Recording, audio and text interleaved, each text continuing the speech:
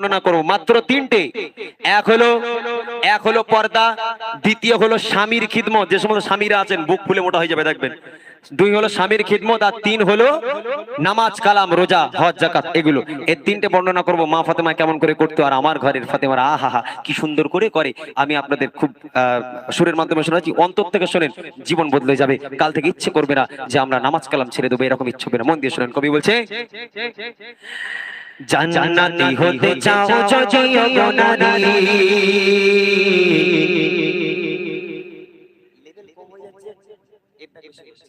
পর্দা পোশিদা ও গো মা জননী, জান্নাতি হতে চাও যদিও গো নারী, পর্দা পোশিদা ও গো মা জননী, জান্নাতি হতে চাও যদিও গো নারী, পর্দা পোশিদা ও গো মা জননী।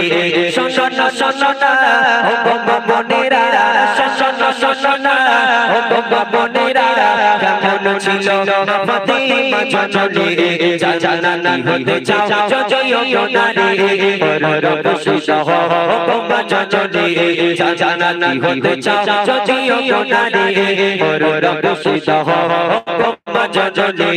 শোনো না শোনো না ও গো মা বোনেরা, শোনো শোনো না ও গো মা বোনেরা, কেমন ছিল ফাতেমা জননী, জান্নাতি হতে চাও যদিও গো নারী, পর্দা পোশিদা ও গো মা জননী, জান্নাতি হতে চাও যদিও গো নারী, পর্দা পোশিদা ও গো মা জননী। আজকে আমার মায়েরা পর্দা করে, সবাই পর্দা করে এখানে এসেছে, বাড়িতে পর্দা করে, তবে নবীর মেয়ে ফাতেমার পর্দা, আমার ঘরে ফাতেমার পর্দা। কবি লিখছে দেখেন, জান্নাতি রানী হলো কেমন করে, কালিতে বাবর কাছে পরতো গায়ে, জান্নাতি রানী হলো কেমন করে, কালিতে বাবর কাছে পরতো গায়ে, দেখতে কেমন ছিল ফর্সা কালো ছিল, দেখতে কেমন ছিল ফর্সা কালো ছিল, স্বামী সন্তান ছাড়া কেউ তো দেখেনি, জান্নাতি হতে চাও যদিও গো নারী, পর্দা পোশিদা ও গো মা জননী, জান্নাতি হতে চাও যদিও গো নারী, পর্দা পোশিদা ও গো মা জননী। শোনো না শোনো না ও গো মা বোনেরা, শোনো না শোনো না ও গো মা বোনেরা, কেমন ছিল ফাতেমা জননী, জান্নাতি হতে চাও যদিও গো নারী, পর্দা পোশিদা ও গো মা জননী, জান্নাতি হতে চাও যদিও গো নারী, পর্দা পোশিদা ও গো মা জননী। একটা মাত্র বোরখা, নবীর মেয়ে ফাতেমার একটা বোরখা, একটা বোরখা তাও ফ্রেশ নয়, চতুর্দিকে তাবলি মারা, ছেঁড়া ফাটা, সেলাই করা একটা বোরখা পরে আম্মাজান ফাতেমা সারাটা জীবন কাটিয়ে দিল।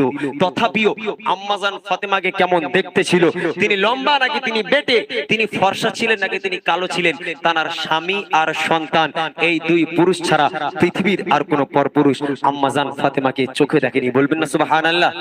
জোরে হবে না সুবহানাল্লাহ? পৃথিবীর কোন পরপুরুষ চোখে দেখেনি। আর আমার ঘরের মায়েরা বোনেরা একটা করে বোরকা দিচ্ছে, তাও মুখ বাংলার পাঁচ হয়ে যাচ্ছে দুমে, তাই না?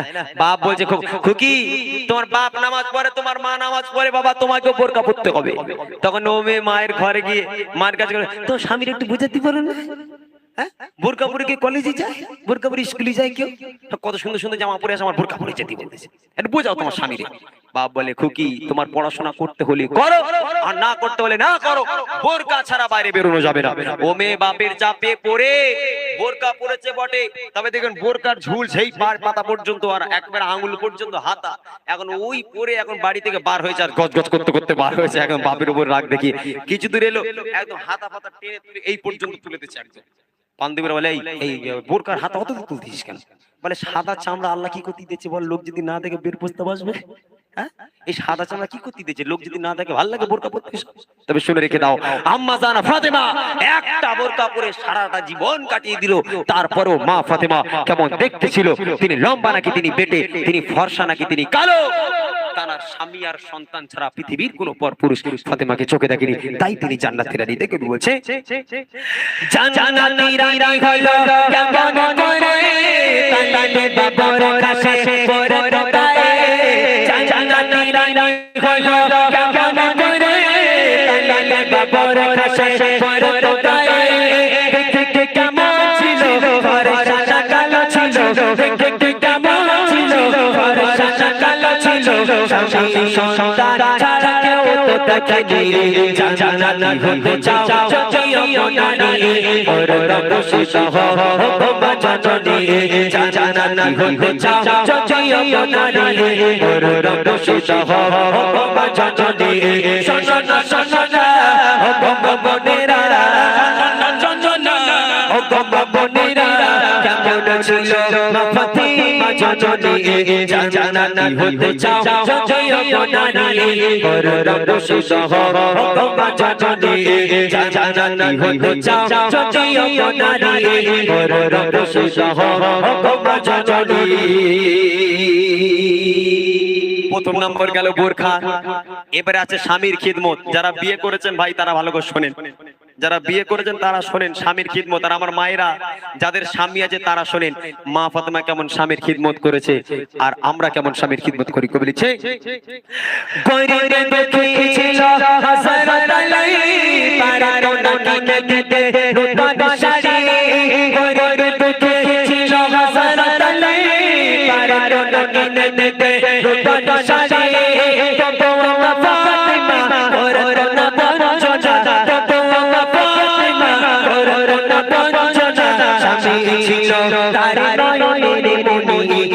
জান্নাতি হতে চাও যদিও নারী পরদর্শিত হও মা জননী, জান্নাতি হতে চাও যদিও নারী পরদর্শিত হও মা জননী। শোনো না শোনো না ও বোনেরা, শোনো না শোনো না ও বোনেরা কেমন ছিল মা ফাতেমা জননী, জান্নাতি হতে চাও যদিও নারী পরদর্শিত হও মা জননী, জান্নাতি হতে চাও যদিও নারী পরদর্শিত হও মা জননী। হযরত আলী ছিলেন গরিব মানুষ, এত গরিব ছিল ফাতেমাকে একটা শাড়ি দেওয়ার ক্ষমতা নেই, এক মুঠো খাওয়া দেওয়ার ক্ষমতা নেই, এতই গরিব ছিল, কাজ কর্ম হয় না। আজকের মাসুম বাচ্চা ইমামে হাসান ইমামে হুসাইন একদিন হয়ে যায়, 2 দিন হয়ে যায়, 3 দিন হয়ে যায়, ক্ষুধার্ত অবস্থায় দিন কেটে যায়, এক মুঠো খাবার তারা পায় না। মা ফাতেমা একটা বোরকা ছাড়া দ্বিতীয় নম্বর বোরকা কেনার ক্ষমতা ছিল না। তারপরে কখনো মা ফাতেমা স্বামীর চোখে চোখ রেখে বলেনি আপনি আমার স্বামী হবার যোগ্য না। কেন না? আপনি আমার একটা শাড়ি কিনে দিতে পারেন না, এক বেলা এক মুঠো খাওয়া দিতে পারেন না, কিসের স্বামী? কেমন স্বামী আপনি? কখনো মা ফাতেমা এই কথা বলেন।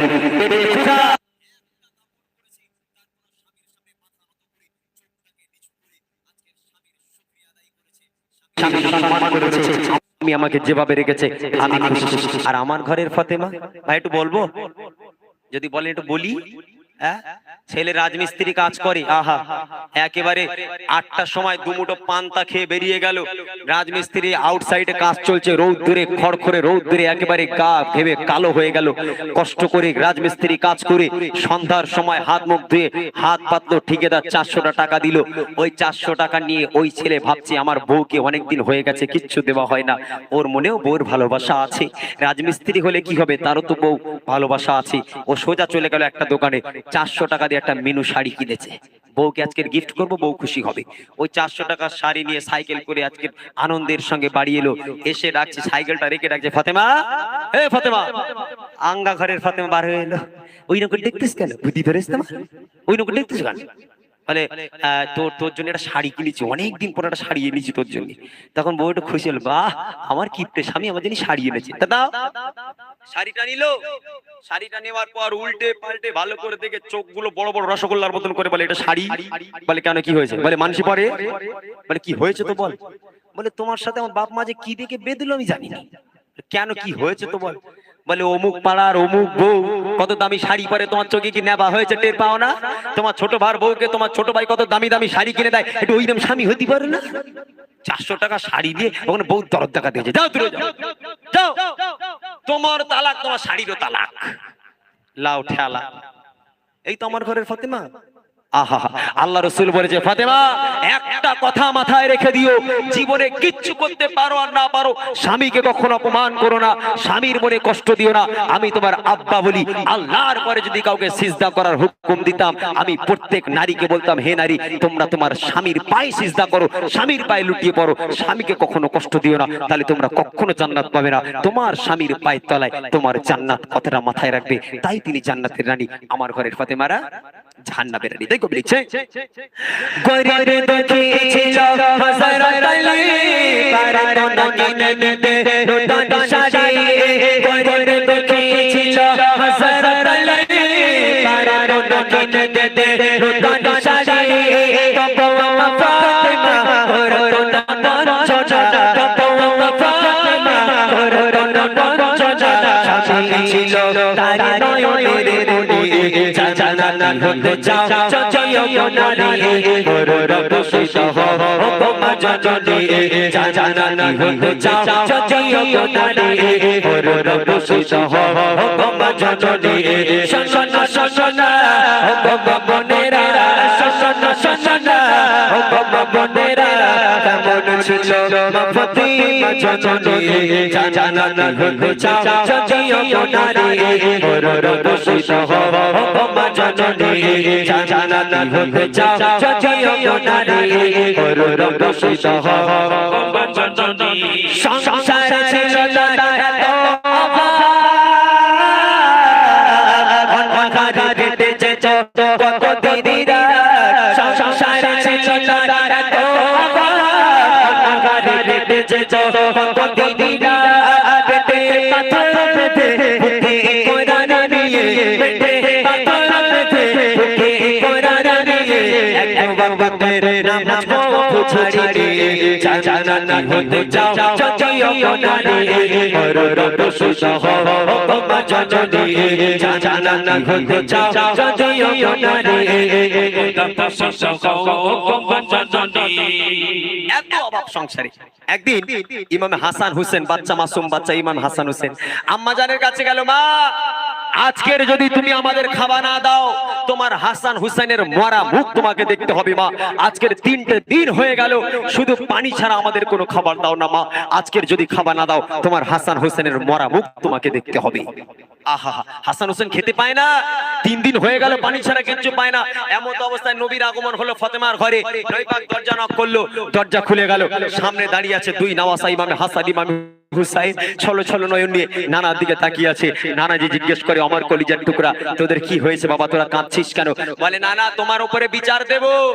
বলে কার বিচার দিবি? বলে তোমার মেয়ে ফাতেমার বিচার দেব। বলে কেন, ফাতেমা কি করেছে?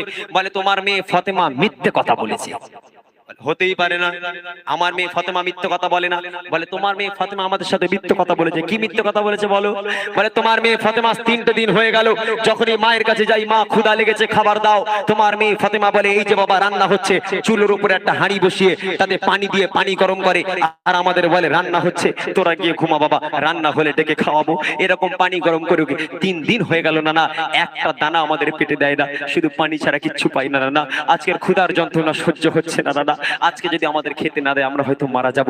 আল্লাহ রাসূল এই কথা শোনার সাথে সাথে অঝর নয়নে কেঁদে ফেললো। বাচ্চাদের এই করুণ আর্তনাদ সহ্য করতে না পেরে আল্লাহ রাসূল যে পিরান মোবারকখানা পড়েছিল, ওই পিরানটা আস্তে আস্তে তুলছে, পিরানটা তুলে পেট পর্যন্ত তুলেছে, পিরানটা পেট পর্যন্ত তুলে বলছে বাবা তোরা কিছু দেখতে পাচ্ছিস? বলে না না, তোমার পেটে তো পাথর দেখতে পাচ্ছি। আল্লাহ রাসূল কাঁদতে কাঁদতে বলেছিল, বাবা তোরা তো 3 দিন খাস না, আমি তো নানা আজকের 5টা দিন আমার পেটে পানি ছাড়া কিচ্ছু পড়ে না বাবা, পেটে পাথর বেঁধে আছি। আমার যুবক ভাইরা আজকে রাসূল খেতে পায় না, হাসান হোসেন খেতে পায় না, মা ফাতেমা খেতে পায় না, পেটে পাথর বেঁধে দিন যাপন করেছে, তারপরে কোনোদিন আল্লাহর নাশুকর করেনি, আল্লাহর শুকরিয়া আদায় করেছে। আল্লাহ আমাদের যে অবস্থায় রেখেছে আমরা সেই অবস্থায় ভালো আছি। আর আমার ঘরের ভাই বোনেদের আল্লাহ পাক যত দেয় আরো আসুক, আরো আসুক, আল্লাহ আরো দাও। মনে রেখো এই খাবার তারা জান্নাতে বসে বসে খাবে। শেষ কথা করে বলছে, সংসারে ছিল না এত অভাব, অন্ধকারে কেটেছে কত দিনিরা, সংসারে ছিল না এত অভাব, অন্ধকারে কেটেছে কত দিনিরা, পেটে পাথর পেতে বুকে কোরআন নিয়ে, মহব্বতের নামাজ গো ছাড়িয়ে জান্নাতি হতে চাও যদিও নারী করুণ বসিত হও জননী জান্নাতি হতে চাও যদিও নারী করুণ বসিত হও জননী শোনো শোনো না বাবারা শোনো শোনো না বাবারা কেমন ছিল ফাতিমা জননী জান্নাতি হতে চাও যদিও নারী করুণ বসিত হও জননী জান্নাতি হতে চাও যদিও নারী করুণ বসিত হও জননী জান্নাতি হতে চাও যদিও নারী পর্দা বসিত হও